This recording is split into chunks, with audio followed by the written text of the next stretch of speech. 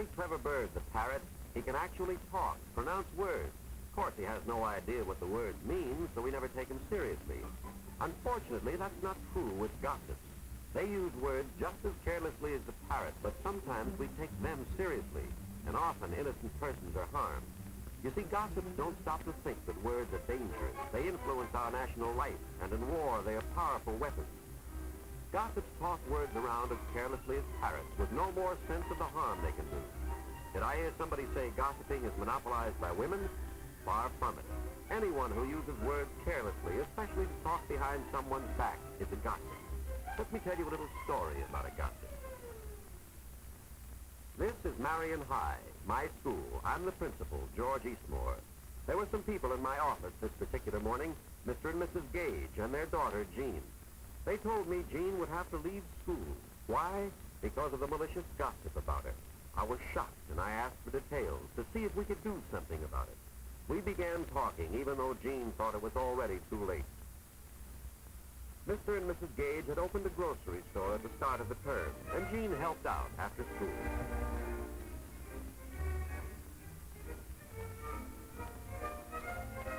Usually it's difficult for a boy or girl entering a new school to get acquainted and make friends, but in Jean's case it was easy. She's a very good artist. Her first drawing won a school award, and the prize-winning picture was posted on the bulletin board. That seemed to open the doors for her. All the girls were interested and anxious to meet her. The first friend she made was Janice Nelson. Of course, Marion High is coeducational, and the other half of our student body is always interested in a pretty, popular new girl. So while Jean's new friend Janice Nelson was introducing her to some of the other girls, Jack Monroe and Bill Ellis, our two ranking Casanovas, were making a little bet as to which would make the first date with her.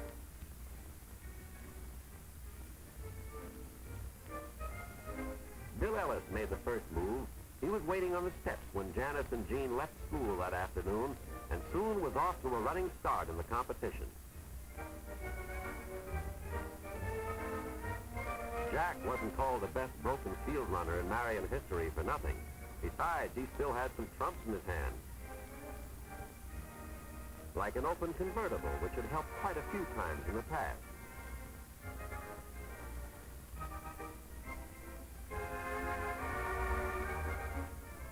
Bill didn't know it yet, but he was about to be outmaneuvered by an old trick, the fake flat tire.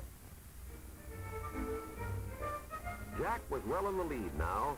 He drove 12 blocks out of his way to drop Janice off first.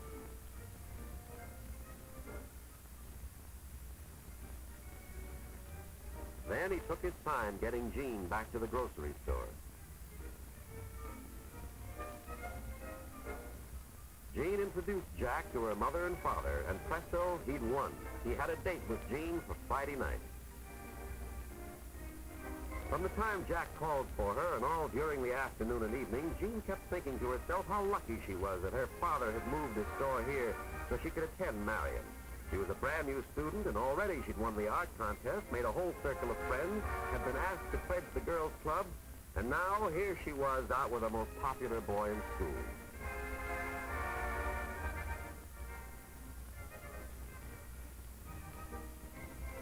But when they drove home, Jean began to learn a little more about Jack.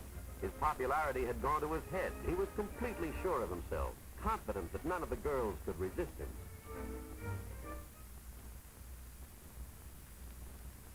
Jean's slap didn't hurt his face, but it certainly injured his pride.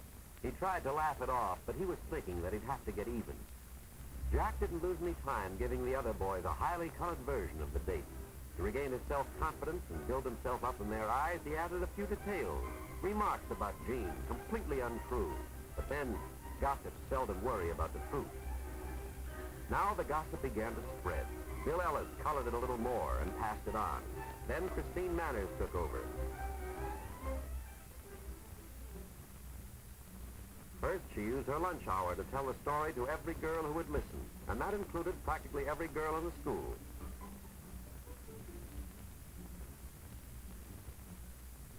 When she got home, she took over the telephone to call all those she'd missed. Yes, gossip spreads like wildfire, especially with the help of girls like Christine. And by the end of the day, the harm was done. Jean's reputation was ruined. The next morning, Christine still wasn't through. She'd been jealous of the new girl's popularity and talent from the start. Now was her chance. But the picture gave Jean her first inkling that something was wrong. She knew it had been torn down deliberately.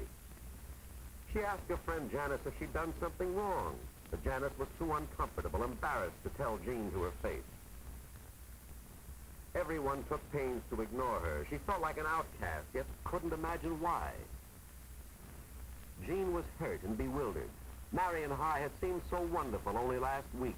Now it was like a completely different school. Gossip.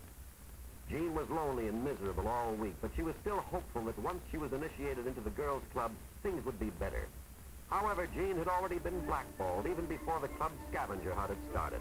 But instead of telling her, the club president had made Jean's assignments far more difficult than the other girls, hoping Jean would fail, thus disqualifying herself.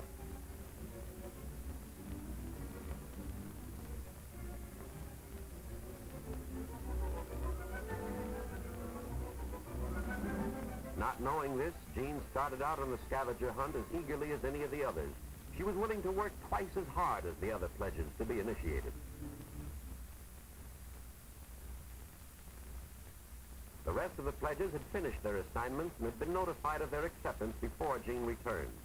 Now the girls were really embarrassed. Jean came back with every one of her assignments completed. What could she do next? Nothing, Christine told her. She'd been blackballed. She wasn't wanted. Jean couldn't understand. She'd done her assignments as well as any of them. Why had she been rejected? Christine said Jean knew very well why, because they didn't want her kind of girl in their club. Jean still didn't understand. Janice finally had to explain that they all knew about her, about Jack's story. Jean was stunned. How could anybody believe that about her?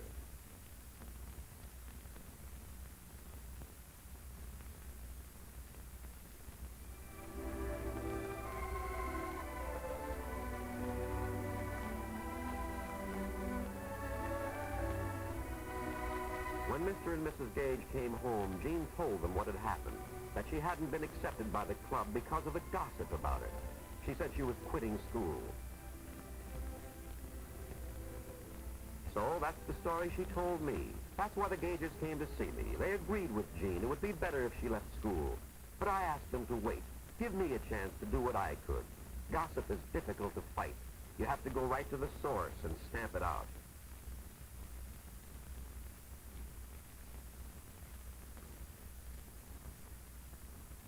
That's exactly what I did. I called in Jack Monroe, asked him point blank if he was the gossip. Jack was surprised. He thought only women gossip. Men just, well, talk. He admitted he'd started the talk, but he never realized the harm it would do. When I had finished explaining what his loose talk had done to Jean, Jack asked me what he could do, and I told him a way, the only way. He thought it over. It wasn't going to be easy. It would be embarrassing, and we both knew it. But he finally agreed.